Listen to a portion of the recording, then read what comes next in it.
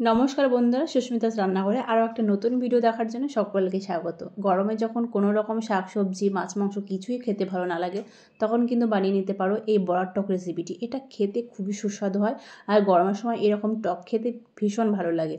তো এর জন্য আমি এখানে ছোলার ডাল নিয়েছি, হাফ কাপ মতো এটা জলে ভিজিয়ে রাখলাম। তবে এখানে একটা কথাই বলছি, এই ছোলার ডালের পরিবর্তে কিন্তু এই বড়ার টক রেসিপিটি বিশেষ করে মটর ডাল দিয়ে করা হয়। তো আমি এখানে আজকে ছোলার ডাল দিয়ে করছি। তোমাদের হাতের কাছে যদি মটর ডাল থাকে তো মটর ডাল দিয়ে এটা ট্রাই করো। আর এইদিকে তেঁতুল লাগবে, তো তেঁতুলটা পরিমাণে নিজেদের পছন্দ মতোই নেবে। তেঁতুলটাকে প্রথমে বেশ ভালোভাবে একটু চটকে চটকে ধুতে হবে, কেন কি তেঁতুলে কিন্তু অনেকটাই নোংরা থাকে। তারপর এটাকে বেশি করে জল দিয়ে এটাকে ভিজিয়ে রেখে দেবো, যতক্ষণ না তেঁতুলগুলো নরম হচ্ছে ঠিক ততক্ষণ পর্যন্ত এটা রেখে দেবো। আর এদিকে দেখো আধ ঘন্টা মতো রেখেছিলাম, খুব বেশিক্ষণ রাখার দরকার নেই, আধ ঘন্টা রাখলেই হবে। ছোলাগুলো অনেকটাই ফুলে গেছে। এইবার জলটাকে ঝরিয়ে মিক্সার জারের মধ্যে নিয়ে নিচ্ছি। তো যেহেতু ছোটো জারটা, তো একসাথে সবগুলো দেওয়া যাবে না, আমি অল্প অল্প করে এটাকে পেস্ট করব। তো 2টো কাঁচা লঙ্কা দিচ্ছি, আর কোনো কিছুই অ্যাড করলাম না। চাইলে কিছু এখানে নুন হলুদ দিতেই পারো। সামান্য জল দিয়ে অল্প অল্প জল অ্যাড করে আমি এটাকে পেস্ট করে নেব।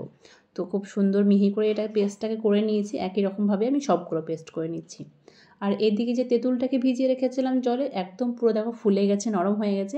এবার এটাকে চটকে চটকে তেঁতুলের যে কাঠটা সেটা আমি বের করে নেব।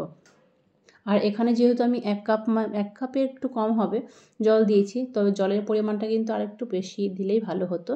যাই হোক, পরে কিন্তু জলটা আমি অ্যাড করতে পারবো। এবার ছাঁকনি দিয়ে এটাকে ছেঁকে নেব, কেন এর মধ্যে অনেকটাই খোসা বীজ সবই আছে নোংরা, তো এটা বেরিয়ে যাবে। তো তেঁতুলের পাল্পটা একটু কাঠটা রেডি হয়ে গেল। আর ছোলাগুলো আমি সবগুলো পেস্ট করে নিয়েছি, ছোলার ডালটাকে। এবার এর মধ্যে স্বাদ মতো নুন, পরিমাণ মতো হলুদ, কালার জন্য এবার অ্যাড করব কাশ্মীরি লঙ্কা গুঁড়ো। পুরোটাই অপশনাল, না চাইলে নাও দিতে পারো। আর দিচ্ছি সামান্য কালো জিরে।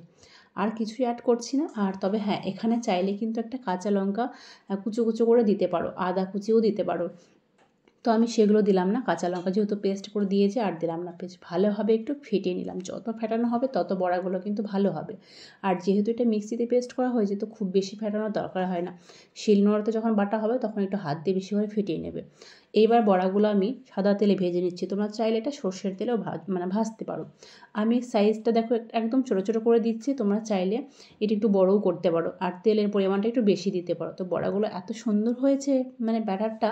তো বড়াগুলো দেখতেই পাচ্ছ তেলের উপরে ভেসে উঠছে, একদম খুব সুন্দর ফ্লাফি হয়েছে। তো এইভাবে আমি একদম লো টু মিডিয়ামে লাল লাল করে বড়াগুলো ভেজে নিচ্ছি, খুব বেশি কড়া করছি না। তো একই রকমভাবে সবগুলো বড়া আমি ভেজে নেব। তো বড়াগুলো ভাজা হয়ে গেছে, এবার আমি নামিয়ে নিচ্ছি। সবগুলো বড়াই আমি ভেজে এটাকে তুলে নিয়েছি। এইবার অ্যাড করলাম ওই তেল, যে একটু তেল ছিল ওই তেলের মধ্যে আর একটু সর্ষের তেল আমি অ্যাড করে দিলাম। এবার আমি ঝোলটা রান্না করব সর্ষের তেলে। এর মধ্যে একটা শুকনো লঙ্কা ফাটিয়ে দিলাম। আর যেটা দিচ্ছি সেটা হচ্ছে হাফ চামচ মতো কালো যে সর্ষেটা, গোটা সর্ষে, সেটা। গ্যাসের ফ্লেমটা প্রথমে হাই দেবে, যখন একদম ফাটাটা বন্ধ হয়ে যাবে সর্ষের, তারপর একদম পুরো লোতে করে দিয়ে তেঁতুলের যে কাঠটা রেডি করেছিলাম সেটা দিতে হবে। সেটা পুরোটাই এর মধ্যে দেবো। সেই জন্য এর মধ্যে কিন্তু আমি আরও 1 কাপ মতো জল বাটির মধ্যে অ্যাড করেছি। প্রথমে যে জলটা ছিল 1 কাপ মতো, আরও 1 কাপ মতো দিয়েছি। জলের পরিমাণটা একটু বেশিই দিতে হবে। এইবার পরিমাণ মতো হলুদ, কালার জন্য কাশ্মীরি লঙ্কা গুঁড়ো, আর নুন স্বাদ মতো। নুনের পরিমাণটা যেন খুব সাবধানে দিতে হবে, যেন বেশি না হয়ে যায়। আর বেশ ভালোভাবে মিশিয়ে নেওয়ার পরে এবার যেটা দিতে হবে সেটা হচ্ছে চিনি। এখানে আমি 1 চামচ মতো, 1 টেবিল চামচ মতো, এই যে মাপটা দিলাম চামচের, সেই চামচের হিসাব করতে গেলে 1 টেবিল চামচ মতো হবে। অতিরিক্ত চিনি দেবো না, কারণ যেহেতু এটা টক, বেশি মিষ্টি হলেও কিন্তু ভালো লাগবে না খেতে। এইবার এর মধ্যে যেটা অ্যাড করব সেটা লঙ্কা। আমি এখানে একটা কাঁচা লঙ্কা চিরা অ্যাড করলাম। তোমরা চাইলে এটা দিতেও পারো, নাও দিতে পারো, একটু ঝাল ঝাল হলে সেটা খেতে ভালো লাগবে। হাই ফ্লেমে 3 থেকে 4 মিনিট মতো ফুটিয়ে নিলাম। ফুটিয়ে নেওয়ার পরে গ্যাসের ফ্লেমটা পুরোপুরিভাবে লোতে করে বড়াগুলোকে দিয়ে দেবো। আর তবে হ্যাঁ, আমি এখানে পুরো বড়াটা দিচ্ছি না, কিছুটা রেখে দিলাম শুকনো পাতে খাওয়ার জন্য।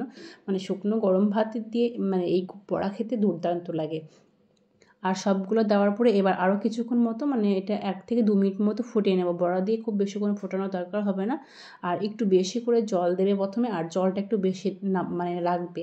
এবার নুন মিষ্টিটা একটু চেখে দেখবে, ব্যাস রেডি হয়ে গেল কিন্তু দুর্দান্ত এই বড়ার ঝোল রেসিপিটি। আর গরম গরম ভাতের সাথে, আর এই গরমে খেতে অসম্ভব ভালো লাগে এই টক রেসিপিটি। আর নামানোর পরে ঝোলটা অনেকটাই টেনে যায়, সেই জন্য প্রথমে কিন্তু জলের পরিমাণটা একটু বেশি দেবে। যদি ভালো লাগে অবশ্যই লাইক কমেন্ট বেশি বেশি করে শেয়ার করে দিও। নতুন বন্ধু হয়ে থাকলে চ্যানেলটিকে অবশ্যই সাবস্ক্রাইব করে দিয়ে পাশে থেকো। আজকের মতো এই পর্যন্তই।